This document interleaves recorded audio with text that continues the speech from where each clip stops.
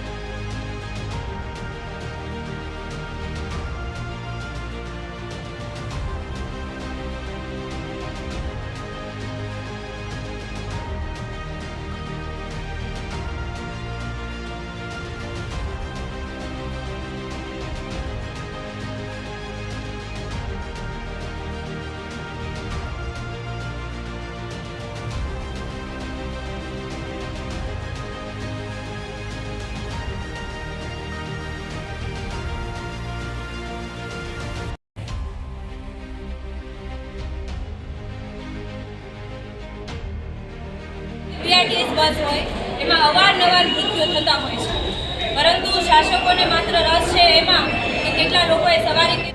નમસ્કાર, જય હિન્દ, જય ભારત. બધાને મારા જય શ્રી કૃષ્ણ.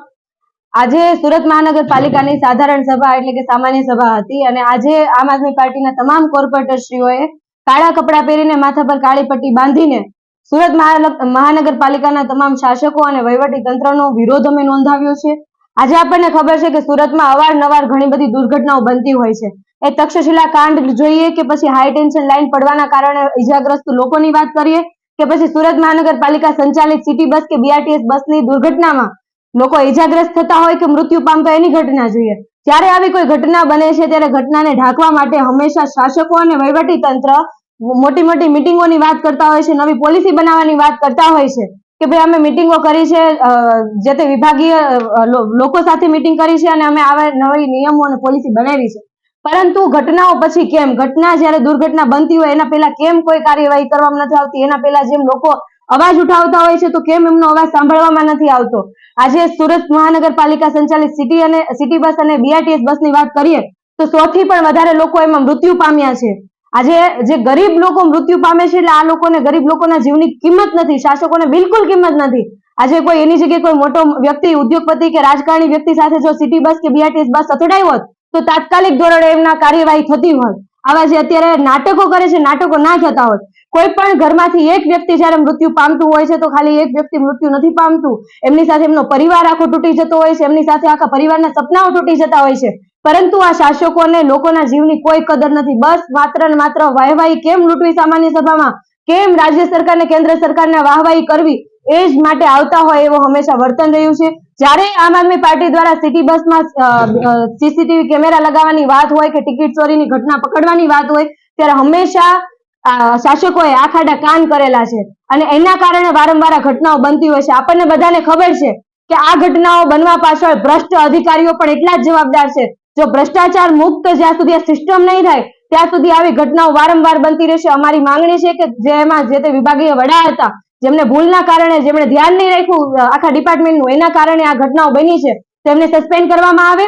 અને આજે અમે મેયરશ્રીને આ જે બસ છે, ટોય બસ છે, રમકડું છે, એ આપીને અમે વિરોધ નોંધાવ્યો. મેયરશ્રીને અમે એવું કીધું, મેયરશ્રી અને કમિશનરશ્રીને, કે તમારાથી સુરત મહાનગરપાલિકાની જે બસો છે, સિટી બસ કે બીઆરટીએસ બસ, એનું સંચાલન નહીં થાય, પરંતુ તમે આ જે રમકડાની બસ છે એમનું સંચાલન કરી શકો એમ છો. એટલા માટે અમે એમને રમકડાની બસ આપીને એમનું સંચાલન કરવા માટે આપ્યું છે. आगे की जानकारी के लिए बने रहे, देखते रहे स्टार न्यूज नेटवर्क। जय हिंद, जय भारत।